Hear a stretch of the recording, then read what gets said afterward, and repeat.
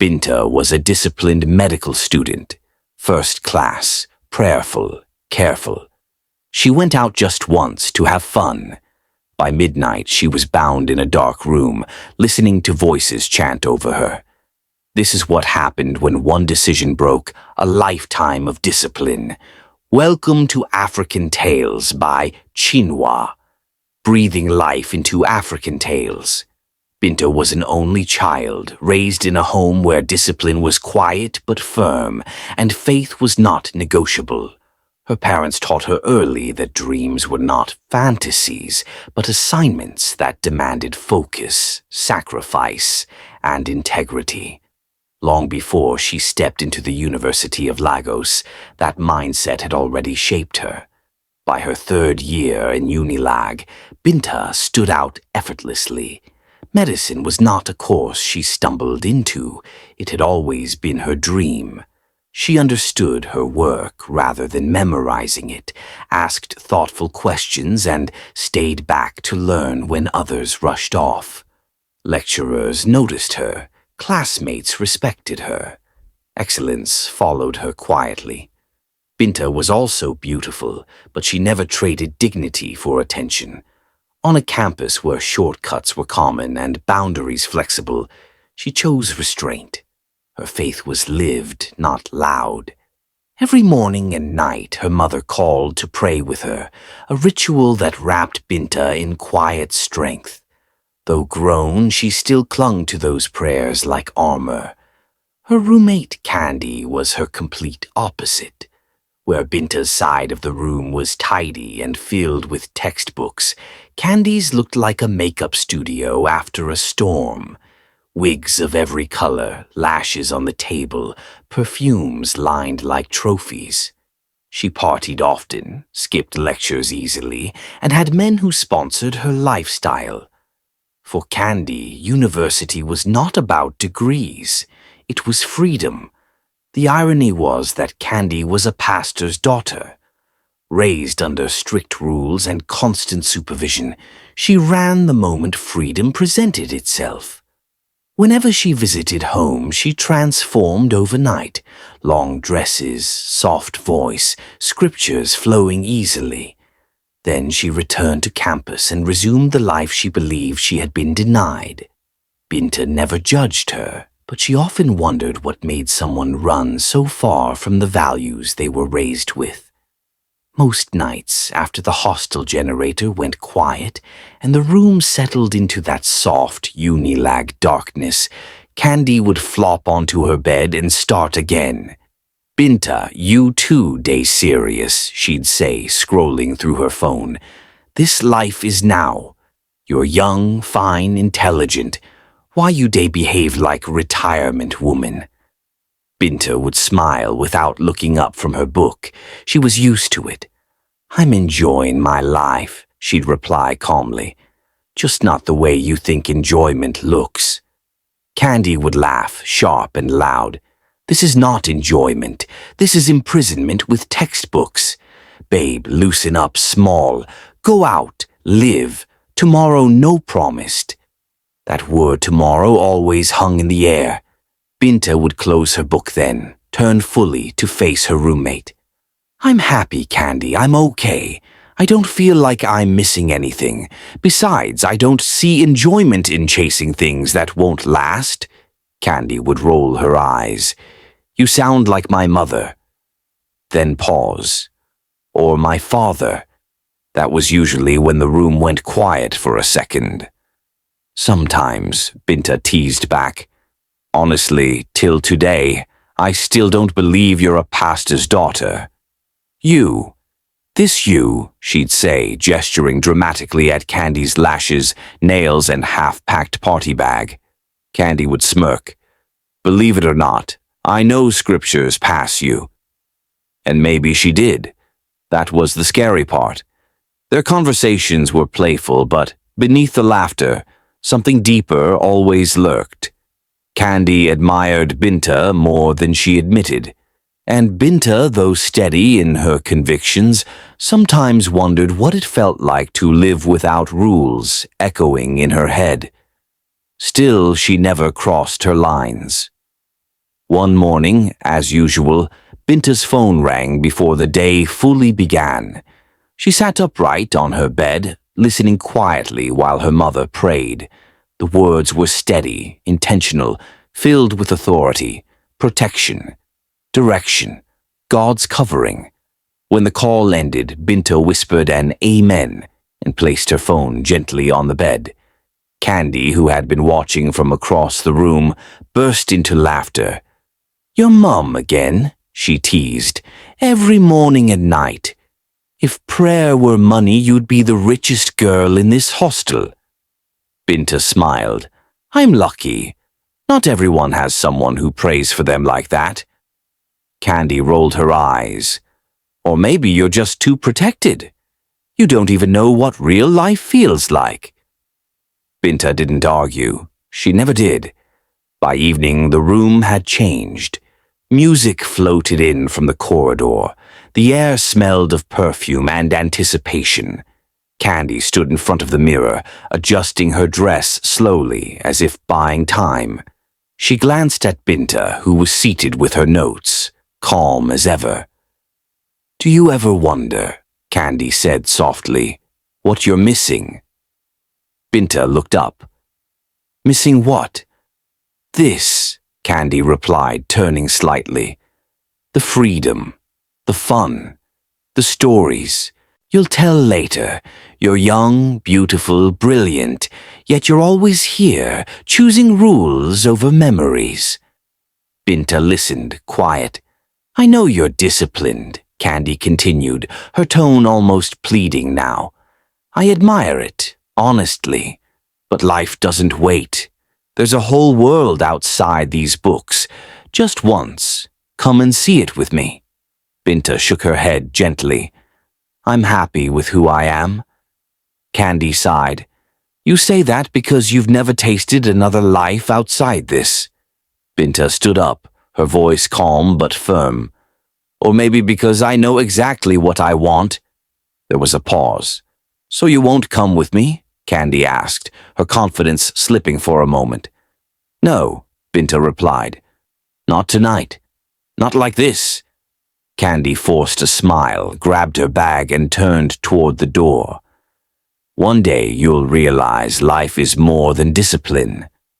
Binta watched her leave, her mother's prayer echoing in her heart. Final year came faster than Binta expected.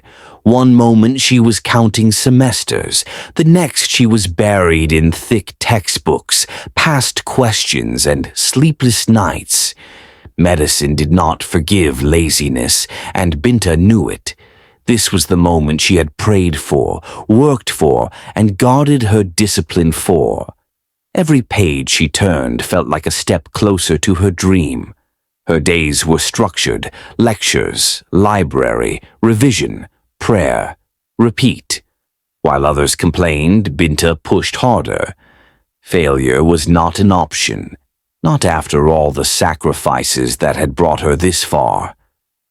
One evening, as the tension of exams hung heavy in the hostel, Candy stood before the mirror again, dressed for another night out.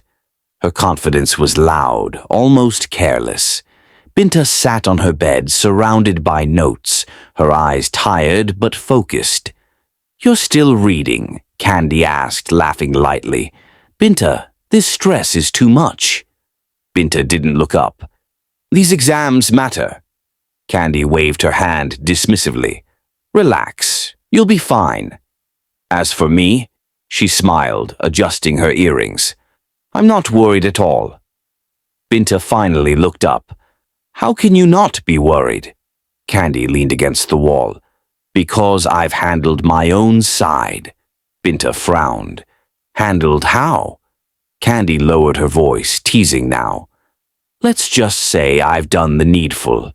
Some lecturers understand appreciation. This school is not hard if you know how to play it." Binta felt a chill run through her. "You mean," she started.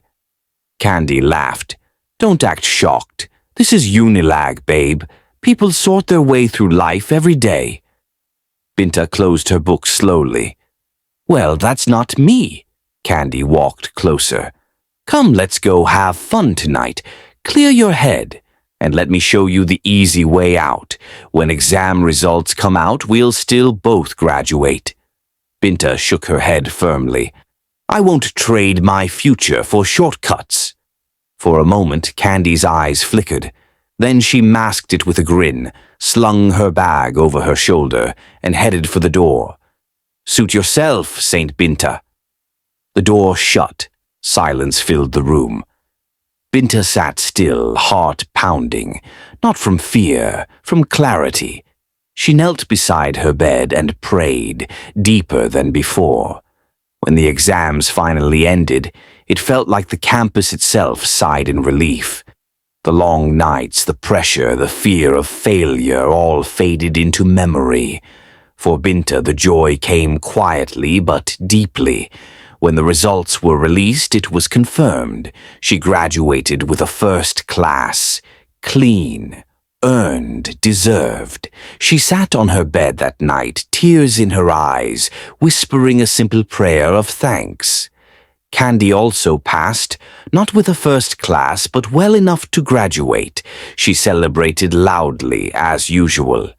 "We made it," she shouted, dancing around the room.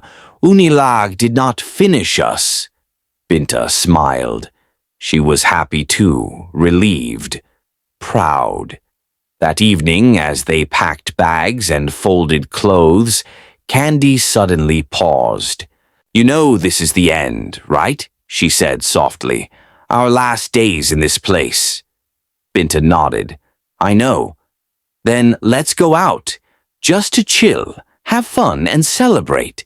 One last time before we say goodbye to these walls." Binta frowned. "You know I don't do that." "I know," Candy replied quickly.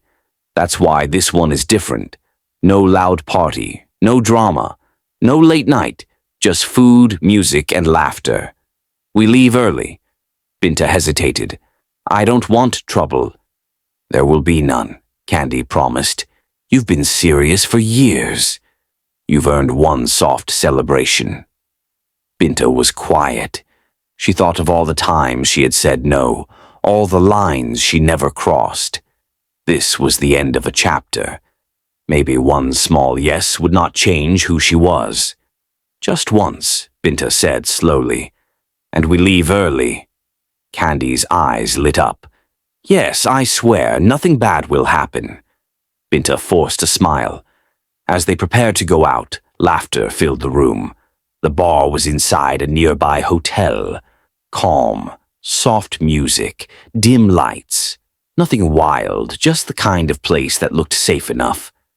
Binta sat carefully on her chair, scanning the room before settling down. Candy, on the other hand, looked relaxed already, smiling like she owned the night.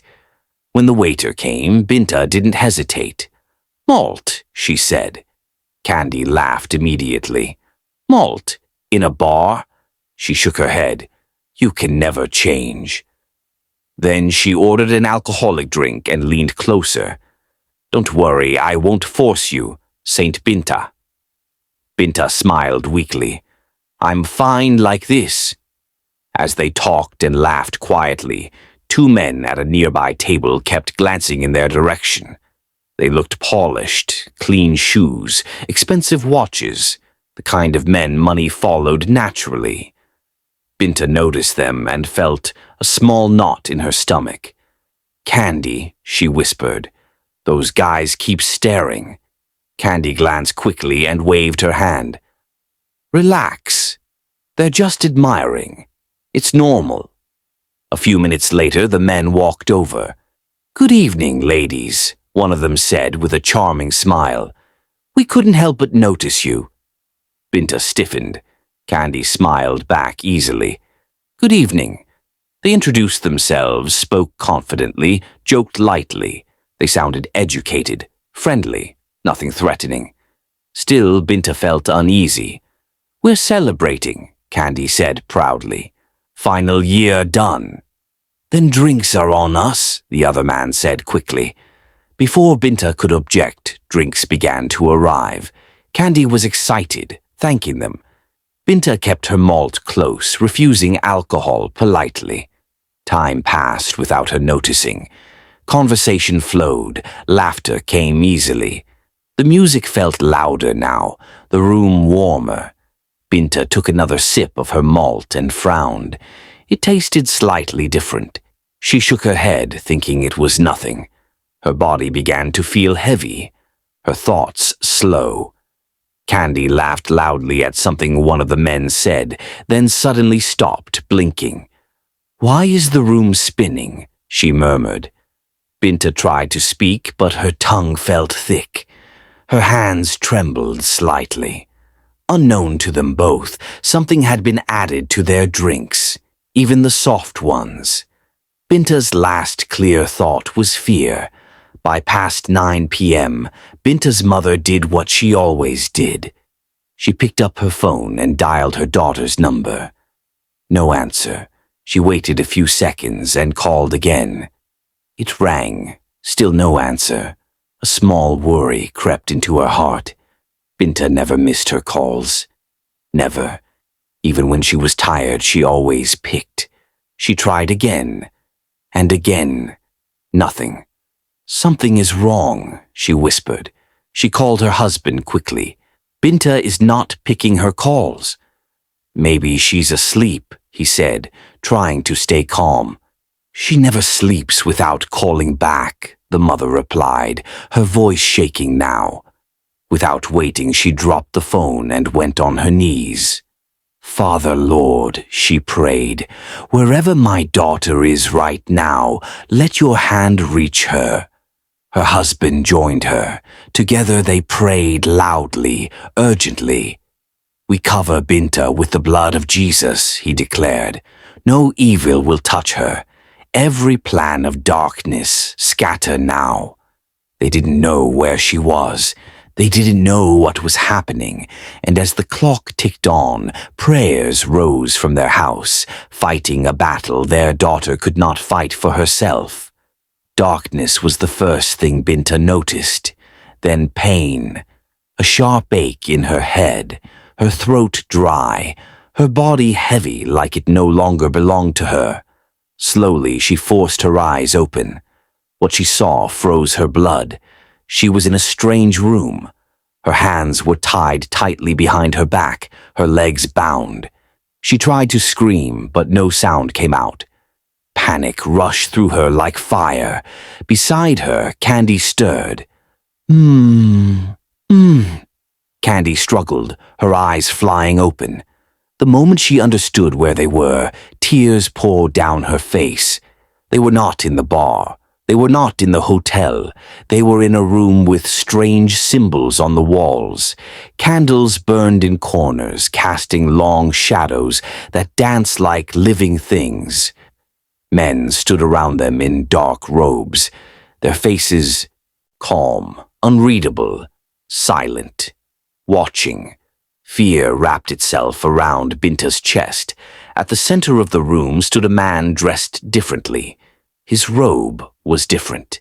He carried authority like a weight in the air. When he spoke, the room went quiet.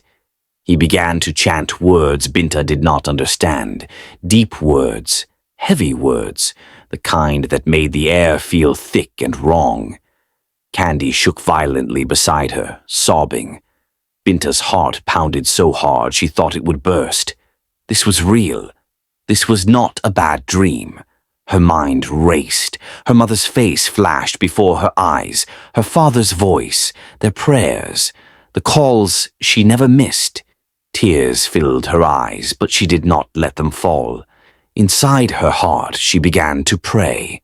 "God, please," she cried silently, "please see me. Please don't let me die here. Please save us." The chanting grew louder. The men around them stepped closer. Candy's eyes met Binta's. They were wide with regret, with fear, with a silent apology that needed no words.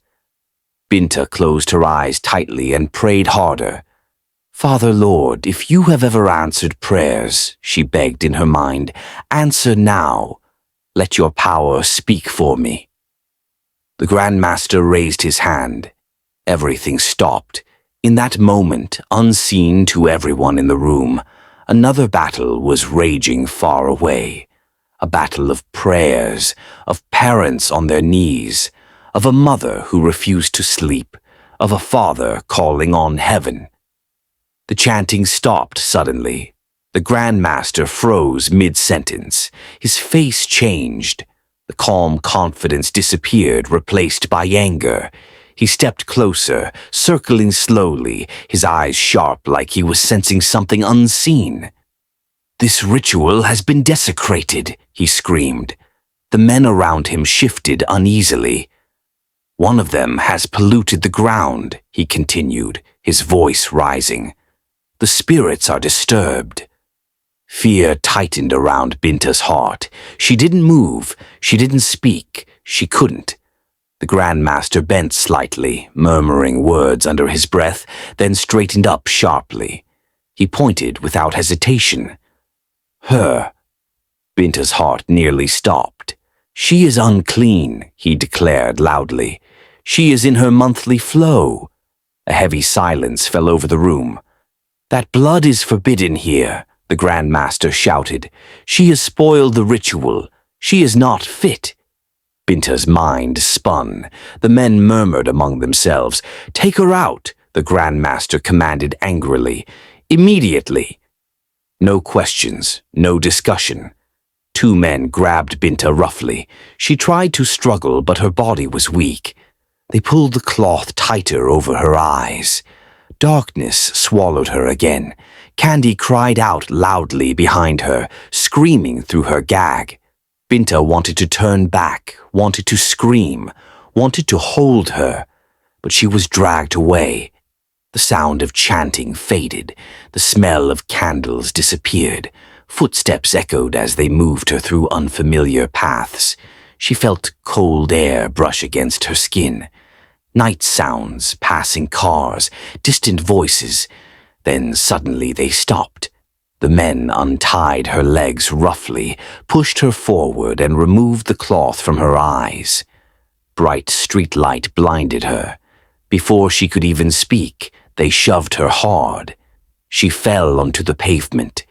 By the time she lifted her head, they were gone. No explanation, no warning, just darkness, silence, and the empty street. Binta sat there shaking, her body sore, her heart pounding.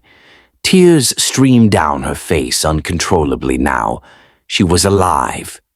But Candy was still inside. She looked up at the sky and whispered through sobs, "Thank you, God." She didn't know why she was spared. She didn't know how. She only knew that her mother's prayers had found her. Binta sat shaking on the empty street, confused, bruised, and barely holding herself together.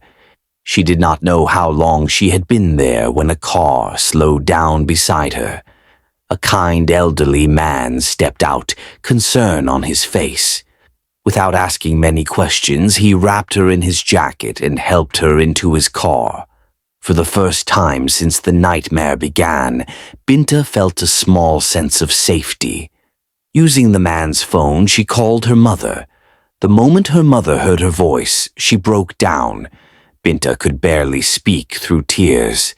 "Mommy, I'm alive. Please come." That was enough. Before dawn, her parents drove down to the school. They were already meant to pick her up the next day, before the idea of celebration ever came up.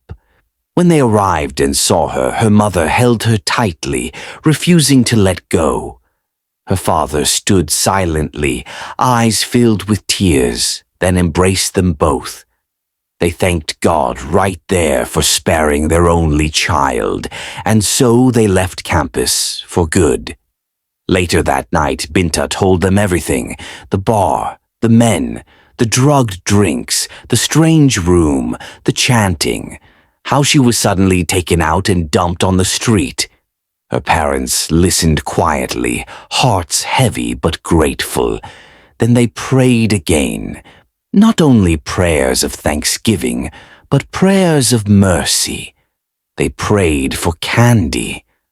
"Lord," her mother whispered, "wherever that girl is, whatever she is facing, please show her mercy. Weeks later, news was heard of Candy's being found by the roadside with missing parts. Binta cried deeply for what almost happened to her, for the friend she lost, for how close death had been. The experience stayed with her forever. One truth became clear. Some prayers you hear every day are not routine. They are shields. Binta lived, not by luck, but by grace. Not every just once is harmless. Some choices open doors prayers have been quietly holding shut. Who is praying for you right now, and are you listening to the warnings you keep brushing aside? If this story moved you, please subscribe, share it, like, and tell us in the comments. What lesson did it teach you?